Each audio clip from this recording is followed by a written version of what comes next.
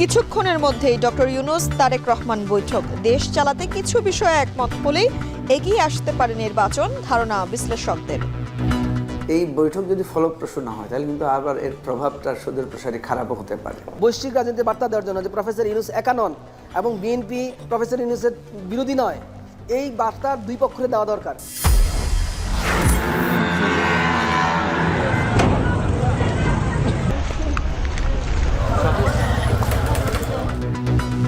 শতাধিক ড্রোন দিয়ে ইসরায়েলে পাল্টা হামলা চালালো ইরান। বিপ্লবী গার্ডের প্রধান ও 6 পরমাণু বিজ্ঞানী তেহরানে নিহত। আহমেদাবাদে 265 মরদেহ উদ্ধার। দুর্ঘটনাস্থল পরিদর্শনে মোদি। বোমা হামলার হুমকিতে এয়ার ইন্ডিয়ার আরেক বিমানের জরুরি অবতরণ থাইল্যান্ডে। ঈদের ছুটি শেষে কর্মস্থলে ফিরছে রাজধানীবাসী। কমলাপুর রেল স্টেশন ও বাস টার্মিনালে ভিড়, বাড়তি ভাড়া নেওয়ার অভিযোগ। ঝুলে ঝুলে আসছি আর এমন যন্ত্রণা হয়েছে, আমার একটু পরে মরে যাবো এমন যন্ত্রণা হয়েছে। ভাড়া যেখানে 500 টাকা সেখানে 600 টাকা লাগছে।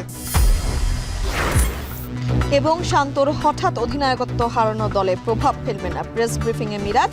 বিশ্বকাপের আগে দলকে শক্ত অবস্থানে নেয়ার প্রত্যয়। সামনে ওয়ার্ল্ড কাপ, এখন আমরা একটু স্ট্রাগল করছি। ওডিআইতে হয়তো চিন্তা করছে যে না, একটা বছর আমরা একটা জায়গায় দাঁড় করাই ওডিআই টিমটাকে।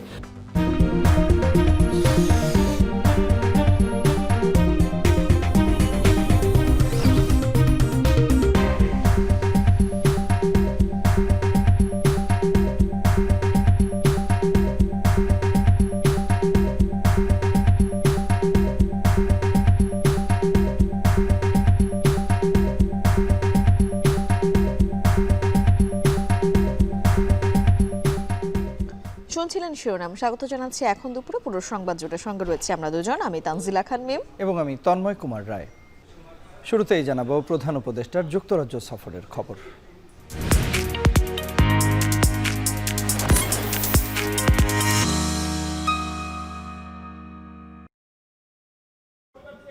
লন্ডনের সেন্ট্রাল ডরচেস্টার হোটেলে শুরু হয়েছে প্রধান উপদেষ্টা ডক্টর মোহাম্মদ ইউনূস ও বিএনপির ভারপ্রাপ্ত চেয়ারম্যান তারেক রহমানের বৈঠক। বাংলাদেশ সময়ে কিছুক্ষণ আগেই এই হোটেলে প্রবেশ করেছেন বিএনপির ভারপ্রাপ্ত চেয়ারম্যান তারেক রহমান। এর আগে বাংলাদেশ সময় দুপুর 1টার দিকে নিজ বাসভবন থেকে হোটেলের উদ্দেশ্যে রওনা হন তিনি। তার সঙ্গে আছেন বিএনপির স্থায়ী কমিটির সদস্য আমির খসরু মাহমুদ চৌধুরী। শুক্রবার ভোর থেকেই হোটেলের সামনে ভিড় করেন বিএনপি এবং অঙ্গ সংগঠনের নেতাকর্মীরা। লন্ডন ছাড়াও আশপাশের শহরগুলো থেকে বহু নেতাকর্মী উপস্থিত হয়েছেন তারেক রহমানকে স্বাগত জানাতে। তারা আশা করছেন এই বৈঠকের মাধ্যমে বিএনপি ও অন্তর্বর্তী সরকারের দূরত্ব কিছুটা হলেও কমবে। রাজনৈতিক অচলাবস্থা নিরসনে এটি একটি ইতিবাচক পদক্ষেপ হিসেবে বিবেচিত হতে পারে বলে মনে করছেন সংশ্লিষ্টরা।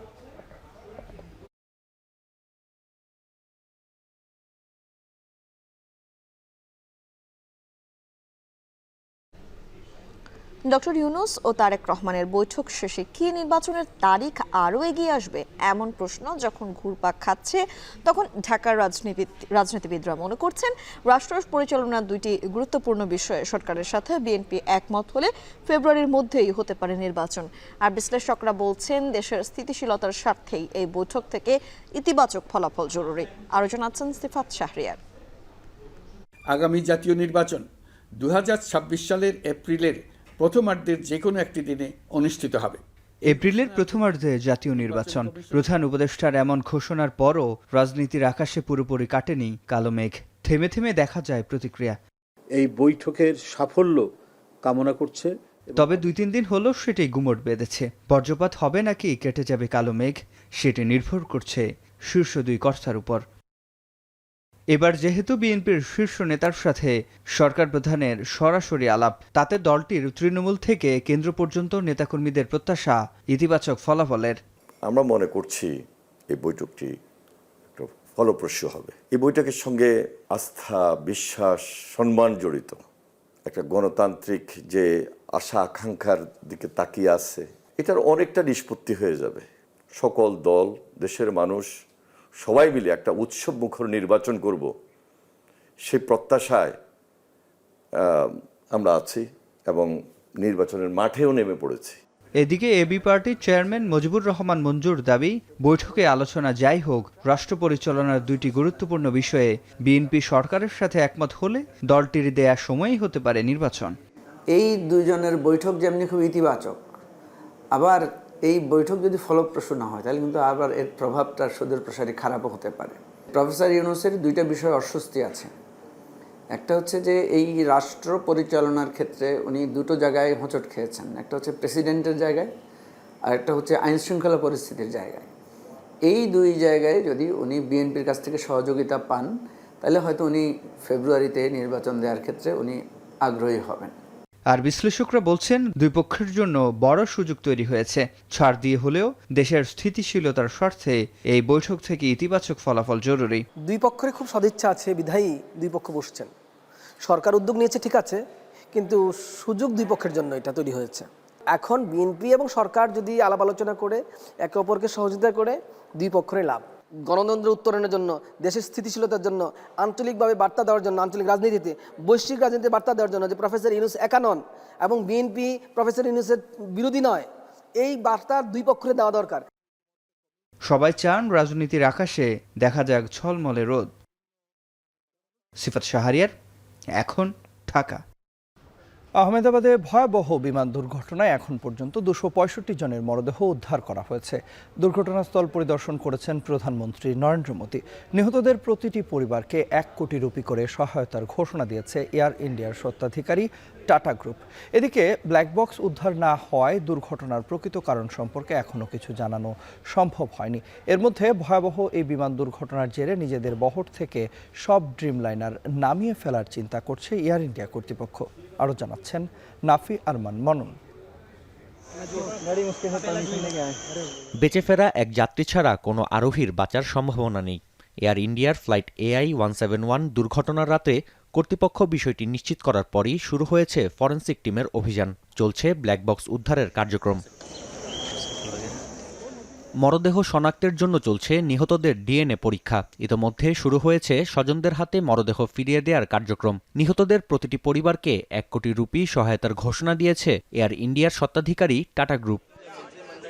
এদিকে শুক্রবার দুর্ঘটনাস্থল পরিদর্শনে যান নরেন্দ্র মোদী। এ সময় বিমান বিধ্বস্তে নিহতদের পরিবার ও আহত মেডিকেল শিক্ষার্থীদের সঙ্গে দেখা করেন তিনি। এছাড়াও রাজ্যের মুখ্যমন্ত্রী ভূপেন্দ্র পাটেলও ঘটনাস্থল পরিদর্শনে যান। এদিকে এয়ার ইন্ডিয়ার বিমান বিধ্বস্তের ঘটনাকে ভয়াবহ বলে মন্তব্য করেছেন ডোনাল্ড ট্রাম্প। মোদী সরকারকে সহায়তার আশ্বাস দিয়েছেন মার্কিন প্রেসিডেন্ট। অন্যদিকে সহযোগিতার জন্য তদন্ত দল ভারতে পাঠানোর কথা নিশ্চিত করেছেন ব্রিটিশ প্রধানমন্ত্রী। We've dispatched an investigation team that's been deployed. The Foreign Secretary is leading on this, and we'll obviously update as soon as we can. But we're working with the Indian authorities on this to establish the facts. Plane crash was terrible. I've already told them anything we can do. It's a big country, a strong country, and they'll handle it, I'm sure. But I let them know that anything we can do will be over there immediately. Safety রিভিউয়ের জন্য বোয়িংয়ের Dreamliner 787 এর সবগুলো ফ্লাইটের উড্ডয়ন স্থগিতের পরিকল্পনা করছে BJP সরকার। সূত্রের বরাতে এই বিষয়ে প্রতিবেদন প্রকাশ করেছে এনডিটিভি। তবে এখনও এই মডেলের বিমানগুলো গ্রাউন্ডের কোনো পরিকল্পনা নেই যুক্তরাষ্ট্রের। As we proceed down this road with the investigation itself, if there's any information that becomes available to us regarding any risk, we will mitigate those risks immediately. বৃহস্পতিবার স্থানীয় সময় দুপুর 1:38 2 পাইলট ও 10 ক্রু সহ 242 আরোহী নিয়ে ভারতের আহমেদাবাদ বিমানবন্দর ছেড়ে যায় এয়ার ইন্ডিয়ার ড্রিমলাইনার মডেলের ফ্লাইট AI-171। উড্ডয়নের 30 সেকেন্ড পরই বিমানটি আছড়ে পড়ে এক মেডিকেল ছাত্রাবাসে। বিমানের যাত্রীদের মধ্যে ভারতীয় ছিলেন 169 জন, আর ব্রিটিশ নাগরিক ছিলেন 53 জন। এছাড়াও ছিলেন একজন কানাডীয় ও 7 জন পর্তুগিজ নাগরিক। যাত্রী তালিকায় ছিলেন গুজরাটের সাবেক মুখ্যমন্ত্রী বিজয় রূপানী। নাফি আরমান মনন, এখন বিশ্ব। বোমা হামলার হুমকির কারণে থাইল্যান্ডের ফুকেটে জরুরি অবতরণ করেছে এয়ার ইন্ডিয়ার দিল্লিগামী ফ্লাইট AI-379। রয়টার্সের প্রতিবেদন বলছে, জরুরি অবতরণের পর যাত্রীদের নিরাপদ স্থানে সরিয়ে নেওয়া হয়েছে।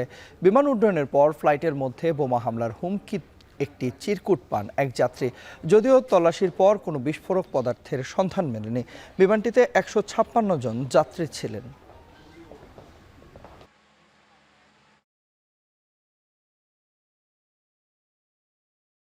ইসরায়েলি বিমান হামলার পাল্টা জবাবে তেল আবিব লক্ষ্য করে শতাধিক ড্রোন হামলা চালিয়েছে ইরান, যদিও এখন পর্যন্ত ক্ষয়ক্ষতি বা হতাহতের বিষয়ে বিস্তারিত কিছু জানা যায়নি। এর আগে মধ্যরাতে ইরানের বিভিন্ন সামরিক ও পারমাণবিক স্থাপনা লক্ষ্য করে ভয়াবহ বিমান হামলা চালায় ইসরায়েল। এছাড়াও হামলায় প্রাণ হারান 6 শীর্ষ পরমাণু বিজ্ঞানী সহ বেশ কয়েকজন বেসামরিক নাগরিক। এর পরপরই ইসরায়েলকে দান ভাঙা জবাব দেওয়ার হুঁশিয়ারি দেন ইরানের সর্বোচ্চ ধর্মীয় নেতা আয়াতুল্লাহ আলী খামেনি। বিস্তারিত জানাবেন তৌহিদুর রহমান। হামলা পাল্টা হামলায় ইরান ইসরায়েল উত্তেজনার পারদ এখন তুঙ্গে। মধ্যরাতে ইসরায়েল অপারেশন রাইজিং লায়ন নামে 2 শতাধিক বিমান হামলার কয়েক ঘন্টার মাথায় তেল আবিব লক্ষ্য করে শতাধিক ড্রোন হামলা চালিয়ে পাল্টা জবাব দেয় তেহরান। নতুন করে আরও ক্ষেপণাস্ত্র ও ড্রোন হামলার আশঙ্কায় জরুরি অবস্থা জারি রেখেছে ইসরায়েল। জেরুজালেমে বেজে উঠেছে বিমান হামলার সতর্কতামূলক সাইরেনও। এমনকি ইসরায়েলে থাকা মার্কিন দূতাবাসেও জারি করা হয়েছে সর্বোচ্চ সতর্কতা। ইসরায়েল কঠিন সময় পার করছে উল্লেখ করে নাগরিকদের সতর্ক থাকার আহ্বান জানিয়েছে ইসরায়েলি সেনাবাহিনী।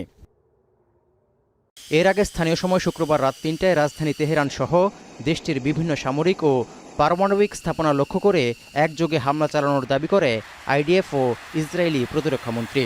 טיפלנו בשלוחה של איראן במהלך השנה וחצי האחרונות, אבל כעת אנחנו מטפלים בראש הנחש עצמו. צה"ל בנה לאורך שנים. এদিকে যতদিন প্রয়োজন ততদিন এই অভিযান অব্যাহত রাখার হুমকি দিয়েছেন ইসরায়েলি প্রধানমন্ত্রী Benjamin Netanyahu. Israel launched Operation Rising Lion, a targeted military operation to roll back the Iranian threat to Israel's very survival. This operation will continue for as many days as it takes to remove this threat. মধ্যরাতে চালানো Israeli হামলায় ইরানের বিপ্লবী গার্ডের প্রধান Hossein Salami, chief of staff Mohammad Bagheri, IRGC commander major general রাশিদও নিহত হন। এছাড়াও এতে প্রাণ হারান দেশটির 6 শীর্ষ পরমাণু বিজ্ঞানী সহ বেশ কয়েকজন বেসামরিক নাগরিক। হামলায় ইরানের সর্বোচ্চ নেতার উপদেষ্টা আলী শামখানি সহ আরও অনেকে গুরুতর আহত হয়েছে বলে জানিয়েছে ইরান। এমন উত্তেজনার মধ্যে জাতিসংঘ সনদের অধীনে ইসরায়েলি হামলার কঠোর জবাব দেওয়ার আইনি ও বৈধ অধিকার তেহরানের রয়েছে বলে দাবি ইরানের পররাষ্ট্র মন্ত্রণালয়ের। বিমান হামলার মাধ্যমে চালানো হত্যাকাণ্ডের জন্য ইসরায়েলকে আরও কঠোর শাস্তি পেতে হবে বলে হুঁশিয়ারি দেন ইরানের সর্বোচ্চ নেতা আয়াতুল্লাহ আলী খামেনি। এদিকে ইরান ইসরায়েল সংঘাতের জেরে যুক্তরাষ্ট্রের সঙ্গে চলমান পরমাণু আলোচনা স্থগিতের ঘোষণা দিয়েছে তেহরান। এমনকি ইসরায়েলের হামলার পেছনে ওয়াশিংটনের সমর্থন রয়েছে বলেও অভিযোগ তেহরানের, যা দৃঢ়ভাবে প্রত্যাখ্যান করেছে যুক্তরাষ্ট্র। অন্যদিকে যুক্তরাষ্ট্রের সঙ্গে পারমাণবিক আলোচনার মধ্যেই ইরানে ইসরায়েলের বিমান হামলার নিন্দা জানিয়েছে জাতিসংঘ ও সৌদি আরব সহ বিশ্বের বিভিন্ন দেশ। তৌহিদুর রহমান, এখন বিশ্ব। এখন ফেরার খবর।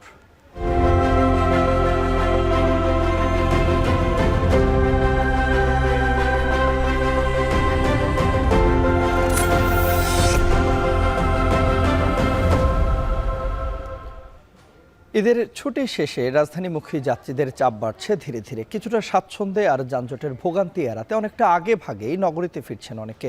সড়কপথে স্বস্তি থাকলেও রেলপথে শিডিউল বিপর্যয়ের কারণে বিড়ম্বনার শিকার হয়েছেন বলে অভিযোগ ঢাকায় ফেরা যাত্রীদের।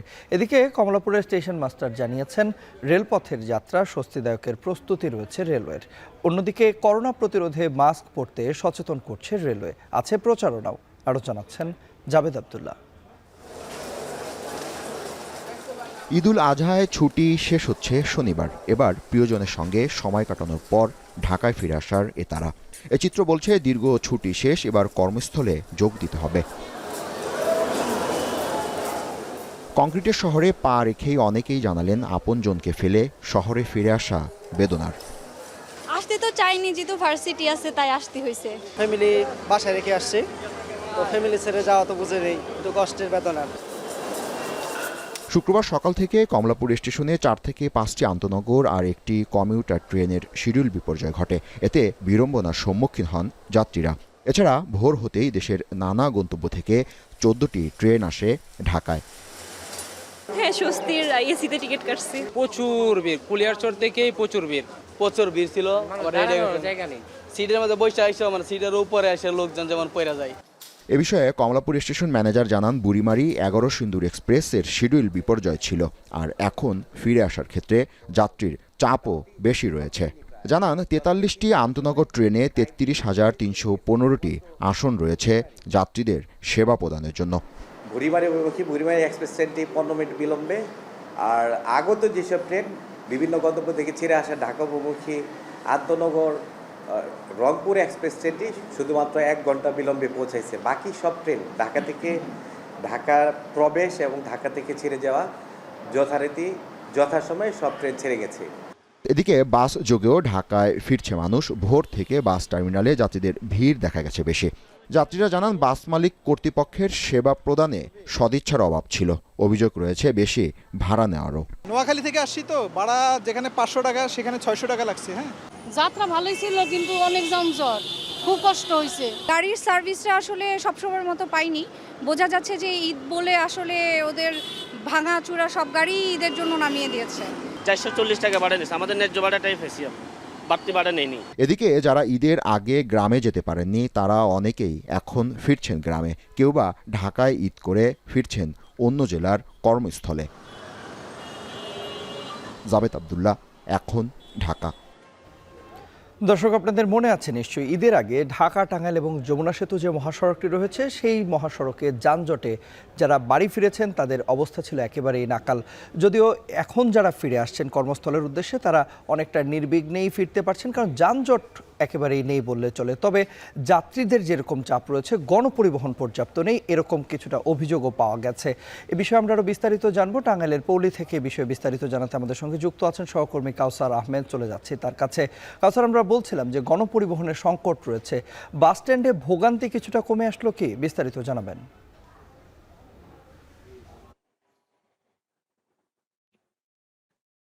গণপরিবহনের এখনো ব্যাপক সংকট রয়েছে। যে পরিমাণ যাত্রীর চাপ রয়েছে সেই তুলনায় গণপরিবহনের সংকট রয়েছে। আর এদিকে আমি Elenga bus stand, Tangail bus stand, Nagar Jalpai bypass, Rabna bypass সহ গুরুত্বপূর্ণ এলাকায় যেখানে যাত্রীরা বাসে উঠেন এবং বাস থেকে নামেন, আমি সেই সমস্ত এলাকা ঘুরেছি। আমি দেখেছি যে কেউ কেউ 1.5 থেকে 2 ঘন্টা যাবত তারা বাস বা গণপরিবহনের জন্য অপেক্ষা করছেন। তবে তারা বাস বা গণপরিবহন না পেয়ে জীবনের ঝুঁকি নিয়ে খোলা ট্রাক, কেউ পিক আপ, আবার অনেকেই বাসের ছাদে করে তারা কর্মস্থলে ফিরছেন। এতে করে তারা বলছেন যে একদিকে যেমন তাদের প্রচন্ড রোদ ও ব্যবসা গরমে যেমন কষ্ট হচ্ছে, ঠিক তেমনি তাদের কাছ থেকে কয়েক গুণ বেশি ভাড়া আদায় করা হচ্ছে।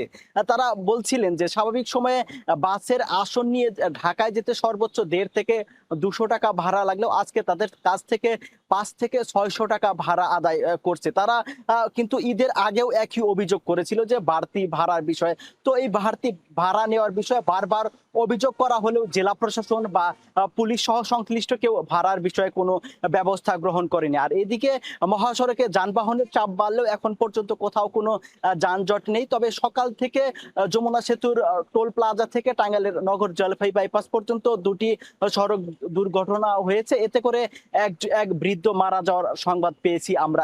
আর এছাড়াও নগর জলপাই যে বাসের পেছনে যে ট্রাকের সংঘর্ষ হয়েছে, এতে করে ওই এলাকায় থেমে থেমে প্রায় 1 ঘন্টার মতো যানজটের সৃষ্টি হয়েছিল। এখন আবার সেখানে স্বাভাবিক রয়েছে। আর এদিকে টাঙ্গাইলের পুলিশ সুপার জানিয়েছেন যে তারা মহাসড়কের দায়িত্ব পালন করেছেন। আর এদিকে গেল রাত 12টা পর্যন্ত যমুনা সেতুতে প্রায় 38,000-এর অধিক যানবাহন পারাপার হয়েছে। তো এই ছিল আমার কাছে মহাসড়কের সবশেষ তথ্য।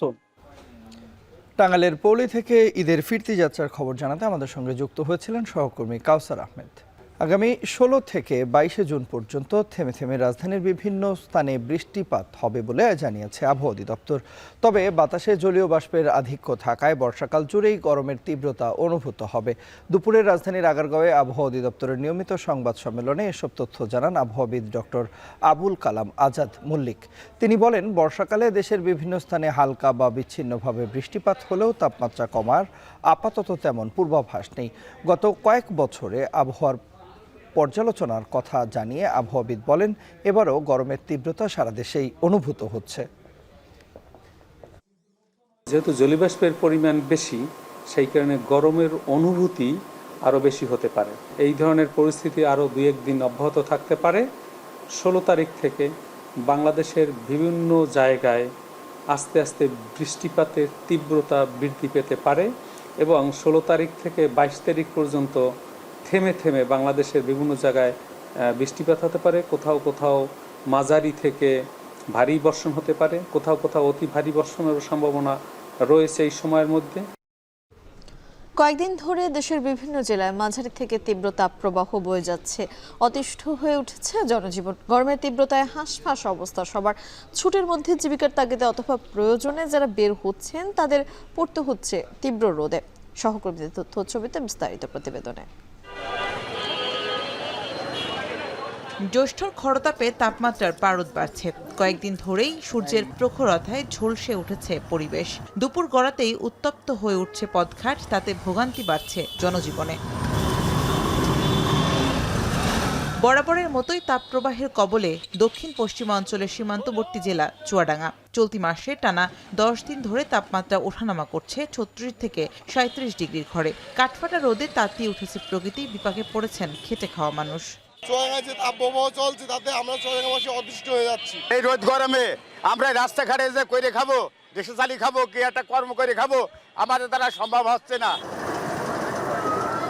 তীব্র রোদে তাপমাত্রা বাড়ছে রংপুরেও। ছুটির মধ্যে জীবিকার তাগিদে অথবা প্রয়োজনে যারা বের হয়েছেন তাদের পুড়তে হয় প্রখর রোদে। এছাড়া শরবতের দোকানগুলোতেও ভিড় করেছেন অনেকেই। এদিকে গরমে সবথেকে বেশি কষ্ট পাচ্ছেন বৃদ্ধ ও শিশুরা। চাহিদা বাড়ছে দুদিন থেকে। এখন তো মনে করেন মানুষ ঢাকা যাওয়া আশা করতেছে, একটু ভিড় হইতেছে। গাড়ি যখন চলেছি তখন তো ভালো লাগছে, যখন বসে থাকছি তখন খারাপ লাগছে। তীব্র তাপপ্রবাহ আর প্রখর রোদে নাকাল হয়ে উঠেছে বরিশালের মানুষও। বেড়েই চলেছে দিন ও রাতের সর্বোচ্চ তাপমাত্রা। হাঁপিয়ে উঠেছে শ্রমজীবীরা। কিছুটা স্বস্তির আশায় অনেকেই জিরিয়ে নিচ্ছেন গাছের ছায়ায়। তবে আগামী বেশ কিছুদিন এই তাপমাত্রা অব্যাহত থাকবে বলে জানিয়েছে আবহাওয়া অফিস। 4-5 দিন ধরে প্রচুর গরম, মানে বাইরে হওয়া যায় না, ঘরে গরম এবং কোনো কাম কাজ করা যাইতেছে না। গরম, তার জন্য তো কুলান যায় না, কোনো জায়গায় রাস্তাঘাটে খারান যায় না, বাসা বাড়িতে বসা যায় না। তীব্র গরমে হাসপাতালে বাড়ছে রোগীর হার। এ অবস্থায় ঠান্ডা ও বাসি খাবার না খাওয়ার পরামর্শ দিচ্ছেন চিকিৎসকরা। শামীমা রহমান শাম্মী, এখন।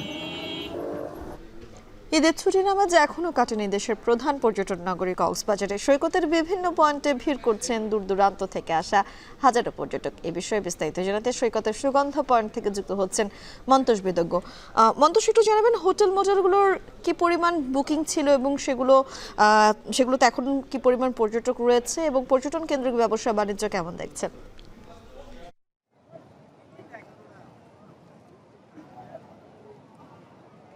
ম্যাম, 80 থেকে 90% কক্ষ বর্তমানে ভাড়া হয়ে গিয়েছে বলে হোটেল মালিকরা আমাদেরকে জানিয়েছেন এবং মূলত ঈদুল আজহার পরদিন থেকেই কক্সবাজারে ব্যাপক পর্যটক সমাগম শুরু হয়েছে এবং আজকে পর্যন্ত সেটি অব্যাহত রয়েছে এবং আগামীকাল পর্যন্ত পর্যটকদের যে চাপ সেটি থাকবে বলে ব্যবসায়ীরা আশা করছেন। বিশেষ করে চাপ বলতে ব্যাপক চাপ আসলে থাকবে সেটি তারা আশা করছেন এবং এখন পর্যন্ত প্রায় 5 লাখ মানুষের সমাগম গত 7 দিনে হয়েছে বলে হোটেল মালিকরা জানিয়েছেন এবং এটির কারণে অন্তত 500 কোটি টাকার মতো বাণিজ্য এই পর্যটন খাতে হয়েছে বলে তারা বলছিলেন এবং এই যে পর্যটক সমাগম, এটির কারণে শুধুমাত্র হোটেল, রেস্তোরাঁ কিংবা পরিবহন খাত নয়, এখানে পর্যটন ব্যবসার সাথে যারা জড়িত, মূলত সৈকত কেন্দ্রিক প্রচুর ভ্রাম্যমান হকার রয়েছেন, ক্ষুদ্র ক্ষুদ্র ব্যবসা প্রতিষ্ঠান রয়েছে এখানে কয়েক হাজার এবং এর বাইরে হোটেল মোটেল জোনে যে পর্যটন নির্ভর ব্যবসা প্রতিষ্ঠানগুলো গড়ে উঠেছে, বিশেষ করে শুটকির দোকান, আচারের দোকান, বার্মিজ পণ্যের দোকান, যে দোকানগুলো গড়ে উঠেছে সেখানে কিন্তু পর্যটকদের বিচরণ বেড়েছে এবং মূলত সারাদিন কক্সবাজারের যে পর্যটন স্পটগুলো রয়েছে সমুদ্র সৈকত ছাড়াও সেখানে পর্যটকরা ঘোরাঘুরি করছেন এবং সন্ধ্যার পরে যে সময়টা, গত কয়েকদিনের যে চিত্র সেটি হচ্ছে সন্ধ্যার পরের যে সময়টা, এখানকার যে ব্যবসা প্রতিষ্ঠানগুলো রয়েছে সেই ব্যবসা প্রতিষ্ঠানগুলোতে তারা যাচ্ছেন এবং নানা ধরনের পণ্য আসলে কেনাকাটা করছেন এবং সব মিলে একটা উৎসব মুখর ভাব আসলে পর্যটন নগরীতে রয়েছে এবং স্বাভাবিকভাবেই ব্যবসা বাণিজ্য চাঙা রয়েছে। এটির কারণে ব্যবসায়ীদের মাঝে যেমন স্বস্তি আছে, এখানে দেশের বিভিন্ন প্রান্ত থেকে যারা ভ্রমণে এসেছেন তাদের মাঝে আসলে আনন্দ অন্যরকম। এবং গত 2-1 দিন কিছুটা আবহাওয়া সন্তোষজনক থাকলেও আজকে ব্যবসা গরম, এবং এই পরিস্থিতিও আমরা দেখছি যে পর্যটকরা খুবই উপভোগ করছেন। মিম, এই ছিল কক্সবাজার থেকে সবশেষ। কক্সবাজার থেকে সরাসরি যুক্ত হয়েছিলেন মন্তস বিদজ্ঞ। আগামী নির্বাচনকে ঘিরে ইসলামী দলগুলোর সাথে বৃহৎ ঐক্য করার চেষ্টা করছে জামায়াতে ইসলামী। এছাড়া দলগুলোর সাথে আসন বন্টন নিয়ে আলোচনা ও মতবিনিময় চলছে বলে জানিয়েছেন জামায়াতে ইসলামের সেক্রেটারি জেনারেল অধ্যাপক মিয়া গোলাম পরওয়ার। সকালে চট্টগ্রামের সাতকানিয়া লোহাগাড়া আসনে দলীয় প্রার্থী ঘোষণা অনুষ্ঠানে একথা বলেন তিনি। এ সময় মিয়া গোলাম পরওয়ার বলেন, অন্তর্বর্তী সরকার একটি অবাধ গ্রহণযোগ্য নির্বাচনের জন্য সংস্কার কাজ করছে, তবে কিছু রাজনৈতিক দল নির্বাচনের সময় এগিয়ে আনতে সরকারকে চাপ দেওয়ার বিষয়ে কঠোর সমালোচনা করেন তিনি। এছাড়া শুধু জাতীয় নির্বাচন নয়, স্থানীয় নির্বাচনও অন্তর্বর্তী সরকারের অধীনে করার দাবি জানান তিনি।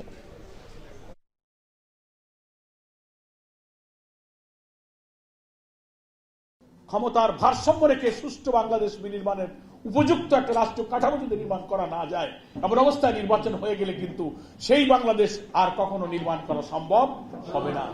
একটা নিরপেক্ষ অন্তর্বর্তীকালীন সরকারের পক্ষেই কিন্তু দলীয় প্রভাবমুক্ত হয়ে রাষ্ট্রের সাংবিধানিক কাঠামোটাকে কোন দলের স্বার্থের দিকে না তাকিয়ে নিউট্রালি একটা কাঠামোগত পুনর্বিন্যাস করা সম্ভব একটা অন্তর্বর্তীকালীন নির্দলীয় সরকারের পক্ষে।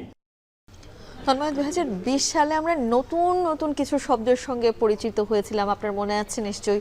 হোম কোয়ারেন্টাইন, লকডাউন, শাটডাউন, এই ধরনের শব্দগুলোর সঙ্গে, এবং পরিচিত হয়েছিলামই কিন্তু কোভিড-19 অর্থাৎ করোনা সংক্রমণের কারণে। সেই করোনা সংক্রমণ কিন্তু এখন আবার নতুন করে ফিরে এসেছে, এবং অর্থাৎ বলা হচ্ছে যে নতুন ভ্যারিয়েন্টে ফিরে এসেছে, এবং যেটা আগের থেকে অনেকটাই ভয়াবহ হতে পারে এবার ধারণা করা হচ্ছে। আর তাই এই করোনার অমিক্রন ভ্যারিয়েন্ট নিয়ে নড়ে চড়ে বসেছে চট্টগ্রামের স্বাস্থ্য প্রশাসন ও নগর কর্তৃপক্ষ। প্রস্তুতি নিচ্ছে সম্ভাব্য ঝুঁকি এড়ানোর, অর্থাৎ ঝুঁকিটা যতটুকুই অল্প হোক আর বেশি হোক, শুরু থেকে যদি সেই ঝুঁকিটা এড়ানো সম্ভব হয়, তখন কিন্তু দেখা যাচ্ছে যে পরিস্থিতিটা অনেকাংশেই মোকাবিলা করা সহজ হয়ে যায়।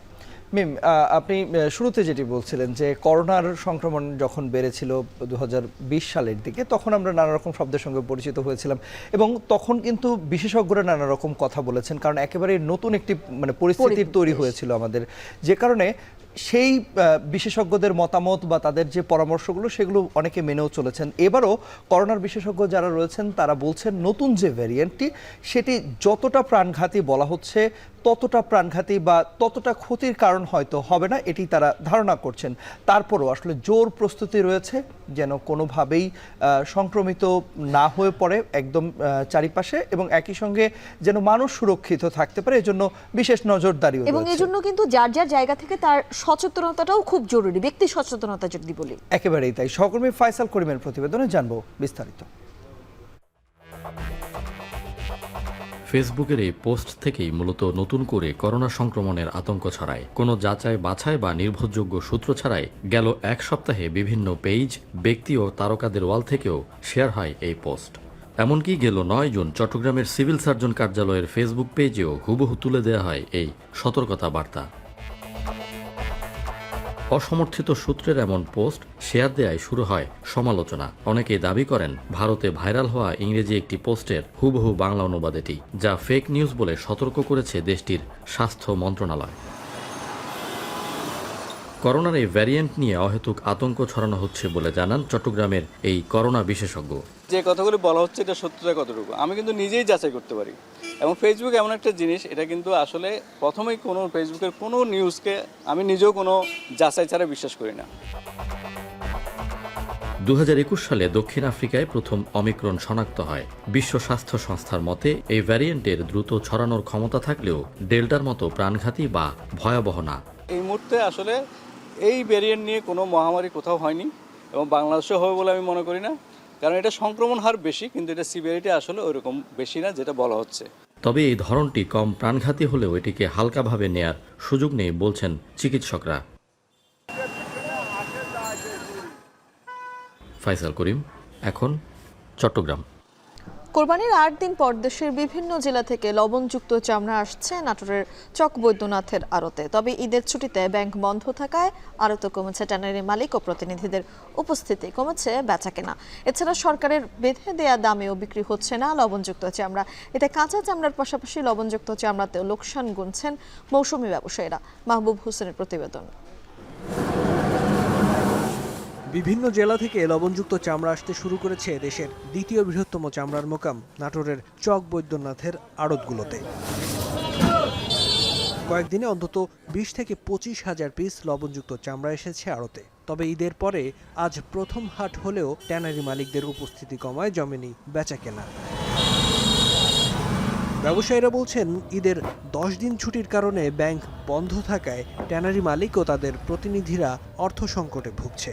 এমন অবস্থায় রোববার থেকে ব্যাংকিং কার্যক্রম স্বাভাবিক হলে 5-6 দিনের মধ্যে শুরু হবে লবণযুক্ত চামড়া বেচাকেনা।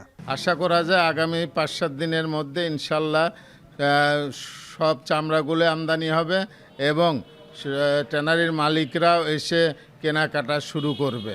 এত লং টাইম বন্ধ থাকার কারণে এখন পর্যন্ত আমাদের যারা কোম্পানি তারা ব্যাংক থেকে টাকাও তুলতে পারতেছে না, আসতে পারতেছে না। ট্যানারির মালিকরা যে মনে করেন মাল কিনতে আসবে, ওনারা তো টাকা নিয়ে আসবে, টাকা তুলতে পারতেছে না। টাকা তুলতে না পারার কারণে আমাদের মালও বেচাকেনা বন্ধ হয়ে আছে। এদিকে ঢাকার বাইরে প্রতি পিস লবণযুক্ত গরুর চামড়ার সর্বনিম্ন দর 1150 টাকা নির্ধারণ করে সরকার। তবে নাটোরের মৌসুমি ব্যবসায়ীরা পাচ্ছেন 6 থেকে 900 টাকা পর্যন্ত। একই অবস্থা ছাগলের চামড়ার ক্ষেত্রেও। চামড়া কিনেছি তো মনে করেন 600, 700, 800, 1200 পর্যন্ত কেনা আছে। এখন বাজারে আছে তো দাম নেই। লবণওয়ালা চামড়া 1100 টাকা বিক্রি হবে, এখন তো 9 রুট দেওয়ার তো কোন চামড়া বিক্রি হয় না। এবছর নাটোরে 5-6 লাখ পিস গরু ও 7-8 লাখ পিস ছাগলের চামড়া সংগ্রহের লক্ষ্য নির্ধারণ করে ব্যবসায়ী নেতারা। তবে এখন পর্যন্ত সংগ্রহ হয়েছে মাত্র 1 লাখ পিস কাঁচা চামড়া। এখন নাটোর। বাংলাদেশ দলের অধিনায়কের পরিবর্তন হয়েছে এবং শ্রীলঙ্কার বিপক্ষে দেশ ছাড়ার আগে আগামী 1 বছরের জন্য ওয়ানডে দলের অধিনায়কের দায়িত্ব পেয়েছেন মেহেদী হাসান মিরাজ এবং খারাপ সময়ে তিনি দলের দায়িত্ব নিয়েছেন এটি বলা চলে। এবং তিনি যেটি বলেছেন যে দলকে বিশ্বকাপের জন্য প্রস্তুত করে তোলাই হবে তার একমাত্র লক্ষ্য এবং যেন বাংলাদেশের পারফরমেন্সটা ভালো হয়, দলের যে টিম বন্ডিং রয়েছে সেটি যেন ভালো হয়, এই জন্য তিনি কাজ করে যাবেন। এবং এই যে তিনি কাজগুলো করবেন তার প্রথম অ্যাসাইনমেন্ট হিসেবে তিনি নিয়েছেন শ্রীলঙ্কার বিপক্ষে যেই সিরিজ রয়েছে সেই সিরিজ জয়কে। এদিকে নাজমুল হোসেন শান্তর হঠাৎ অধিনায়কত্ব হারানোও কিন্তু দলের নেতিবাচক প্রভাব ফেলবে না বলে নিশ্চয়তা দিয়েছেন নতুন এই অধিনায়ক। বিস্তারিত জানাবেন ওয়াসিউল হক মান্থ। ঘোর অমানিসা যখন দেশের ক্রিকেট পাড়ায়, সেই সময় আরও একটি চমকপ্রদ সিদ্ধান্ত ক্রিকেট বোর্ডের। শ্রীলঙ্কা সফরের আগের রাতে মেহেদী হাসান মিরাজকে দেয়া হয়েছে ওয়ানডে ফরম্যাটের দায়িত্ব। বয়সভিত্তিক পর্যায় থেকে শুরু করে ঘরোয়া ক্রিকেট সবখানেই নিয়মিত নেতৃত্ব দিয়েছেন মিরাজ। তবে আনুষ্ঠানিকভাবে জাতীয় দলের নেতৃত্ব পেতে অপেক্ষা করতে হলো প্রায় 9 বছর, তাও এমন এক সময় যখন প্রিয় ফরম্যাট ওয়ানডেতেও ঢুকছে তারা। বেশি লং টাইম থাকলে তো ভীষণটা ভালো থাকে, যেহেতু ওডিআই সামনে ওয়ার্ল্ড কাপ, আর এটা সম্পূর্ণ একটা বোর্ডে তারা কিভাবে চিন্তা করছে, যেহেতু হয়তো টিমটা একটু মনে করেন এখন আমরা একটু স্ট্রাগল করছি ওডিআইতে, হয়তো চিন্তা করছে যে না একটা বছর আমরা একটা জায়গায় দাঁড় করাই ওডিআই টিমটাকে, সো তারপরে হয়তো আমাদের নেক্সট স্টেপ বা প্ল্যানিংটা তারা এই জিনিসটা জানাতে পারবে যে জিনিসটা কিভাবে করবে। হঠাৎ শান্তর অপসারণে ক্রিকেট মহলে ফিসফাস, আবারও কি ড্রেসিং রুমে তৈরি হবে গুমট পরিবেশ? দেখেন, শান্ত আর আমি তো ছোটবেলা থেকে একসাথে ক্রিকেট খেলেছি, আন্ডার 15 থেকে আমরা একসাথে আছি। তা আমাদের কাছে যে জিনিসটা মনে হয় যে ক্যাপ্টেন ডাজেন্ট ম্যাটার, দিন শেষে আমরা দেশের ওই ক্রিকেট খেলি এবং হয়তো মনে করেন যে শান্ত আর আমার ভিতরে এই জিনিসগুলো কখনই কাজ করবে না। ও যখন ক্যাপ্টেন্সি করেছে আমি ওকে অনেক হেল্প করেছি এবং আশা করি যে ও আমাকে অনেক হেল্প করবে এবং ওর সাথে আমার এই কথাই হয়েছে যে আমাকে একটা কথাই বলেছে, ক্যাপ্টেন্সি এটা মানে আমিও কখনো কোনো কিছু ফিল করিনি, আশা করি যে এটা আমার ভিতরে এই জিনিসটা আসবে না। আমরা একত্রে আমরা কাজ করব বাংলাদেশের হয়ে এবং আমরা বাংলাদেশকে একটা ভালো জায়গায় দাঁড় করাতে চাই। সর্বশেষ চ্যাম্পিয়ন্স ট্রফির পর এবারই প্রথম ওয়ানডে সংস্করণ খেলতে নামছে বাংলাদেশ, আর শ্রীলঙ্কাতেই জয় দিয়ে শুরু করতে চান মিরাজ। অবশ্যই লক্ষ্য থাকবে সিরিজ জেতা ফার্স্টে, এবং যেহেতু আমরা ওডিআইতে অনেক দিন পর খেলছি এবং ফার্স্ট ম্যাচটা আমাদের জন্য অনেক ইম্পর্টেন্ট, আর যেহেতু আপনি দেখেন যে গত বছর আমরা বেশি ওডিআই ম্যাচ খেলিনি, সো আমাদের জন্য এটা একটা চ্যালেঞ্জ। পূর্ণাঙ্গ সিরিজ খেলতে বৃহস্পতি ও শুক্রবার 2 ভাগে দেশ ছেড়েছে টাইগাররা। 17 জুন গলে মাঠে গড়াবে প্রথম টেস্ট। 3 ম্যাচের ওয়ানডে সিরিজ শুরু 2 জুলাই। ওয়াসিল হক পান্থ, এখন ঢাকা। এরই মধ্য দিয়ে চলে এলাম এখন দুপুরের একেবারে শেষ প্রান্তে। শিরোনামগুলো জানাবো তার আগে আরেকবার। লন্ডনে ডক্টর ইউনূস তারেক রহমান বৈঠক চলছে। ডরচেস্টার হোটেলের সামনে বিএনপির ভারপ্রাপ্ত চেয়ারম্যানকে স্বাগত জানাতে নেতাকর্মীর ভিড়।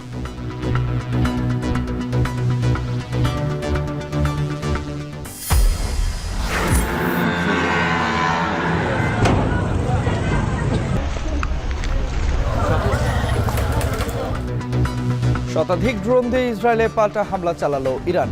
বিপ্লবী গার্ডের প্রধান ও 6 পরমাণু বিজ্ঞানী তেহরানে নিহত। আহমেদাবাদে 265 মরদেহ উদ্ধার, দুর্ঘটনাস্থল পরিদর্শনে মোদি। বোমা হামলার হুমকিতে এয়ার ইন্ডিয়ার আরেক বিমানের জরুরি অবতরণ থাইল্যান্ডে। ঈদের ছুটি শেষে কর্মস্থলে ফিরছে কালার এক্সপার্ট, জর্জ স্যাপ এবং মাইল্ড অন হ্যান্ডস টেকনোলজি সমৃদ্ধ অরিক্স ক্রিস্টাল ওয়াশ আপনার লন্ড্রি এক্সপার্ট। ঝুলে ঝুলে আসছি আর এমন যন্ত্রণা হয়েছে, একটু পরে মরে যাবো এমন যন্ত্রণা হয়েছে। ভাড়া যেখানে 500 টাকা সেখানে 600 টাকা লাগছে। এবং শান্তর হঠাৎ অধিনায়কত্ব হারানো দলে প্রভাব ফেলবে না। প্রেস ব্রিফিংয়ে মিরাজ বিশ্বকাপের আগে দলকে শক্ত অবস্থানে নেওয়ার প্রত্যয়। সামনে ওয়ার্ল্ড কাপ, এখন আমরা একটু স্ট্রাগল করছি। ওডিআইতে হয়তো চিন্তা করছে যে না, একটা বছর আমরা একটা জায়গায় দাঁড় করাই ওডিআই টিমটাকে।